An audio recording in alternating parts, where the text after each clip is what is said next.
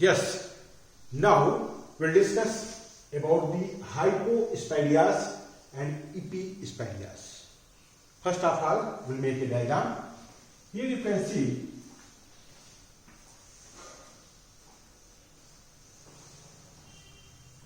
this is unibladder here.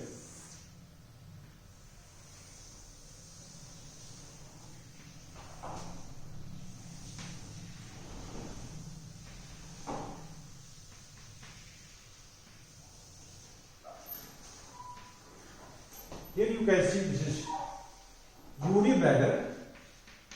This unibladder is anteriorly open.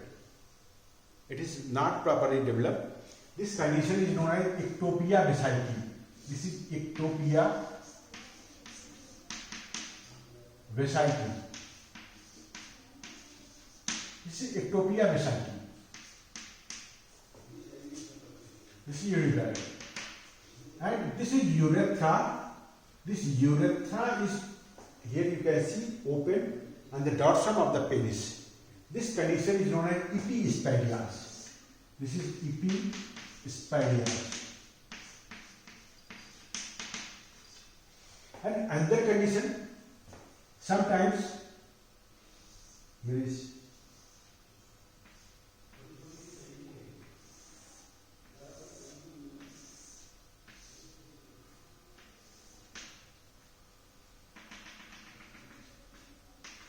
this is ventral aspect. Sometimes urethral opening is here, and medial plane on the ventral side. This is known as hypospadias. Hypospadias. So now we'll discuss about the conditions by which this epispadias and hypospadias develops. First of all, we will discuss about the development of male external genitalia. Here you can see this is developing embryo. This is foregut, midgut, hindgut. This is allantois. Here is cloaca.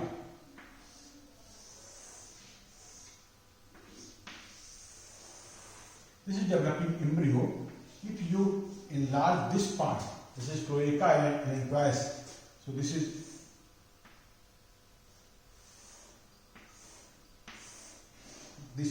cloaca and this is hindgut, this is allantois.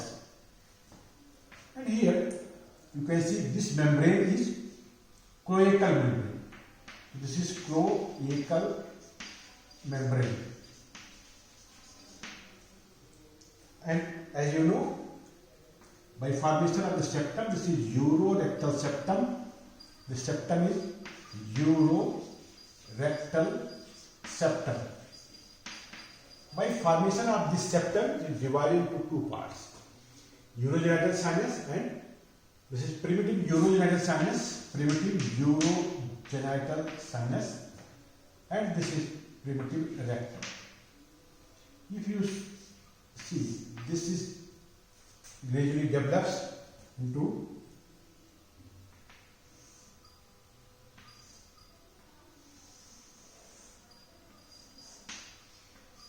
uribladder, primitive urethra. This is pelvic part of urogenital sinus. This is phallic part of the urogenital sinus. Pelvic and phallic part of urogenital sinus is part here. And this membrane, with this formation of this septum, this division, this cloacal membrane is divided into two parts. This membrane is anal membrane and this membrane is urogenital membrane. So this membrane is urogenital membrane. This cloaca develops endodermal. This is endodermal in origin, and here this is ectodermal lining. If you see in the inferior view. So if you see from here, this will be the position of this membrane. This is urogenital membrane, and this urogenital membrane is here surrounded by the tissue. This is primitive urethral tissue. This is primitive urethral. This is primitive urethral fold. Primitive urethral fold. And this primitive urethral fold here forms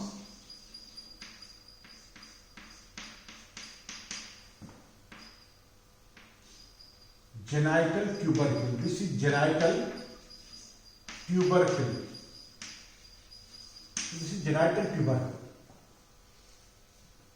In female, this genital tubercle forms the clitoris, and this urethral fold forms the labia minora, and another fold is also present here.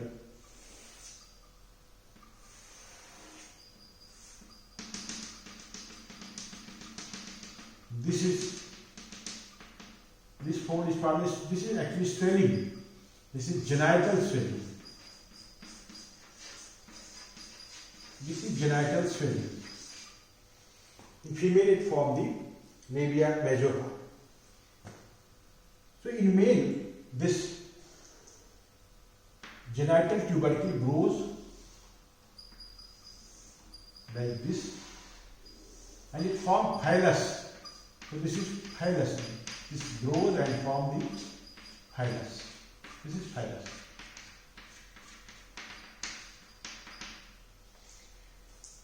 With growth of this phallus here,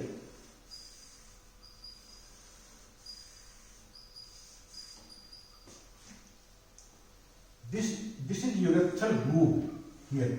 This part here, a groove is present known as urethral groove. So with this formation of this phallus, this groove is also extended along with this. So this is urethral groove, and margin of this groove is formed by urethral fold. So if you cut a section at this level, you will find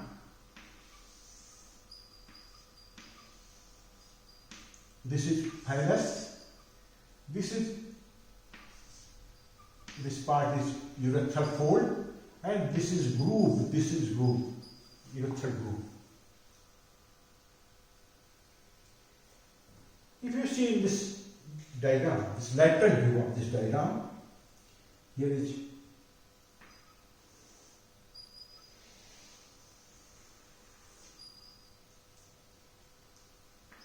position of phallic part of urogenital. This is phallic part of urogenital sinus, and this part is phallus. This is phallus which goes upward cranially. And here, this is endodermal line, this is ectodermal line, and ultimately this became open. And before opening to this, a plate, a solid mass of, initially a solid mass, which is formed by endodermal cells of the urogenital sinus. This is urogenital sinus, endodermal cells of the urogenital sinus grows into this groove. So grows into this groove. And ultimately it forms a plate. So it arranges and forms a plate. So here a plate is formed. This plate is known as urethral plate. So this is urethral plate. This urethral plate is formed. Now this opens. And here you can see, gradually these folds, this fold and this folds, this is groove and is surrounded by urethral fold. This is urethral fold, Usually these folds comes closer to each other like this. These folds comes closer to each other, lies close to each other here. And with joining of these two folds on medial plane, now these folds join with each other and forms the urethra. This is penile urethra. So this penile urethra is formed, which is lined by endoderm. Which is lined by endoderm. This structure forms here and urethra is formed. So it is lined by endoderm. If you see,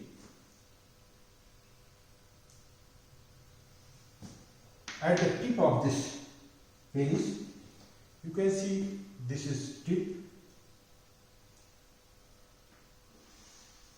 here. Here cells, this ectodermal cells proliferates and form, it grows inward and form the prepuce. So this is glans penis, and this folding is known as prepuce. So this is folding. So this folding is known as prepuce.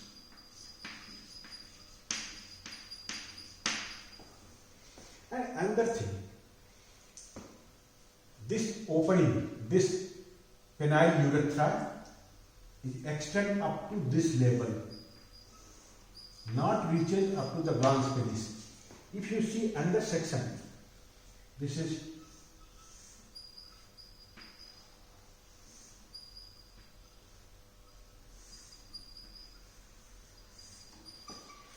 this urethra which is formed here, which is formed here, which is formed here, it extends only up to this, and this part here ectodermal coverings. Here is, as you know, this prepuce is formed and ectodermal coverings. Here it proliferates here and form a solid card. So this is epithelial card. So epithelial card is formed. Eventually this card becomes canalized.